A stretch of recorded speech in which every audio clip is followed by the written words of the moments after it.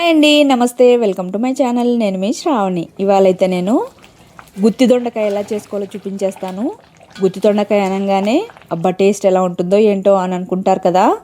అలా భయపడాల్సిన పనే లేదండి. చాలా టేస్టీగా కమ్మగా ఉంటుంది. ఇక్కడ చూస్తుంటేనే మీకు అర్థమవుతుంది అనుకుంటున్నాను.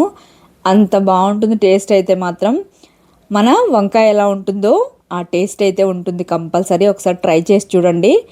ఇక లేట్ చేయకుండా ప్రాసెస్లోకి వెళ్ళిపోదాం. ముందుగా అయితే దొండకాయలను అయితే ఈ విధంగా మంచిగా వాష్ చేసుకొని డ్రై చేసేసుకున్నాక ఇక్కడ చూపిస్తున్నట్టుగా అయితే అలా కట్ చేసుకోవాలి.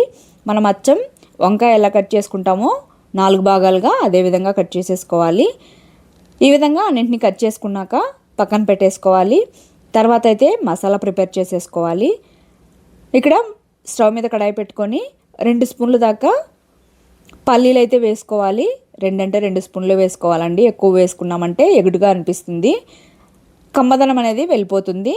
కాబట్టి 2 స్పూన్లు పల్లీలు వేసేసుకొని మంచిగా దోరగా వేయించుకోవాలి. మంటను లో ఫ్లేమ్లో ఉంచుకొని తర్వాత అయితే అది కాస్త ఫ్రై అయ్యాక 1 స్పూన్ జీలకర్ర, 1.5 స్పూన్ దాకా ధనియాలు వేసుకొని వాటిని కూడా మంచిగా ఫ్రై చేసేసుకోవాలి. ఇవి కూడా ఫ్రై అవుతున్నప్పుడే 1/2 స్పూన్ దాకా మెంతులు అయితే వేసుకోవాలి. ఇక్కడ మెంతులు వేయడం వల్ల చాలా కమ్మగా ఉంటుంది. ఇదైతే అస్సలు స్కిప్ చేయకండి. ఇది కూడా ఫ్రై అయ్యాక మీ స్పైస్కి తగ్గట్టయితే ఎండుమిర్చి, అలానే ఎండు కొబ్బరి కొద్దిగా వేసుకోవాలి. వేసుకున్న తర్వాత అదైతే ఎక్కువ ఫ్రై అవ్వాల్సిన పని లేదండి. జస్ట్ ఎండుమిర్చి అనేది కాస్త ఫ్రై అయితే సరిపోతుంది.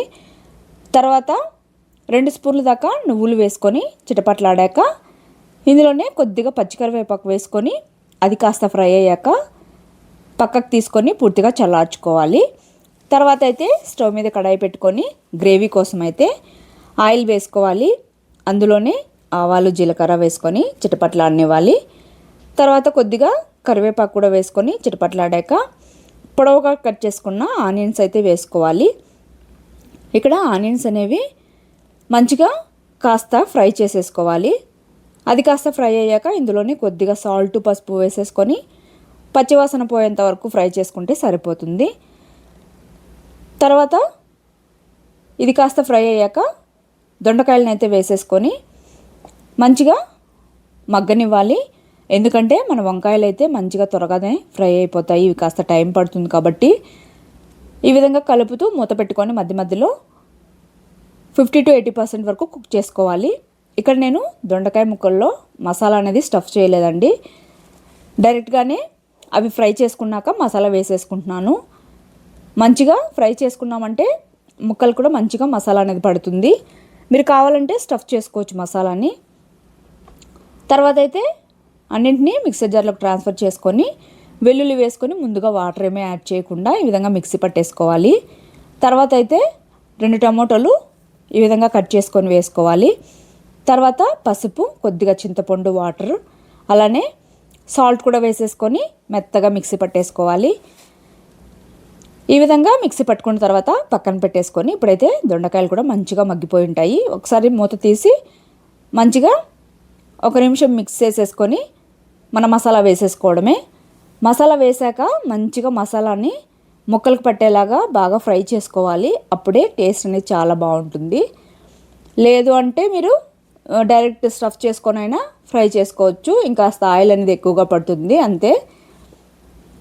ఈ విధంగా మిక్స్ చేసుకొని మూత పెట్టుకొని మధ్య మధ్యలో కలుపుతూ నూనె పైకి తెల్లేంత వరకు ఫ్రై చేసేసుకోవాలి. చూసారు కదా మంచిగా కుక్ అయిపోయింది. ఇప్పుడైతే వాటర్ అయితే యాడ్ చేసుకోవాలి. వాటర్ యాడ్ చేసుకున్నాక మంచిగా ఒకసారి మిక్స్ చేసేసుకొని ఇందులోనే కొద్దిగా పచ్చికరివేపాకు, అలానే కొత్తిమీర వేసుకొని మూత పెట్టుకొని ఒక 2 నిమిషాల పాటు ఉడికించుకుంటే సరిపోతుంది. తర్వాత మూత తీసాక స్మెల్ అయితే అదిరిపోతుందండి.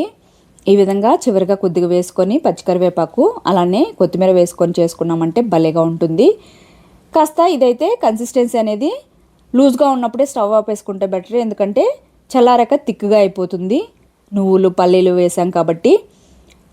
చూసారు కదా, లేట్ చేయకుండా తప్పకుండా వెళ్ళి ట్రై చేసేయండి. ఇదైతే మాత్రం రైస్, రోటీ, చపాతీ, అలానే రాగి సంగట్లోకి కానీ ఇంకా చెప్పాలంటే దోశ, జొన్న రొట్టె, సజ్జ రొట్టెల్లోకి అయితే చాలా డెలిషియస్గా ఉంటుంది. తప్పకుండా ట్రై చేయండి. అలానే నచ్చినట్టయితే మన ఛానల్ అయితే సబ్స్క్రైబ్ చేసేసుకోండి. Okay, bye. Thank you for watching.